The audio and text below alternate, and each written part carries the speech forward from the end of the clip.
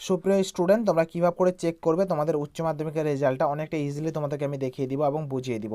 তো রেজাল্টটা কীভাবে চেক করতে লাগে, তোমাদের ফোনে যে ক্রোম ব্রাউজারটা আছে তোমরা ক্রোম ব্রাউজারটা বের করবে, বের করার পর এখানে সার্চ করবা, এখানে ডাব্লিউবি রেজাল্ট বা ওয়েস্ট বেঙ্গল রেজাল্ট বলে সার্চ করবা। এই তোমরা এখানে দেখতে পাচ্ছ সার্চ বারে আমি সার্চ করে নিয়েছি, কী লেখা আছে এখানে wbresult.in.nic। ঠিক আছে, এখানে তোমরা সার্চ করে দিবা এটাকে দেখে। তো এটাকে দেখে আমি জাস্ট এখানে সার্চ করে দিলাম। সার্চ করে দেওয়ার পর তোমাদের একটা পেজ চলে আসবে ঠিক এইভাবে করে, ওয়েস্ট বেঙ্গল রেজাল্ট বলে তোমরা জাস্ট এখানে ক্লিক করবা ওয়েস্ট বেঙ্গল রেজাল্টের উপর।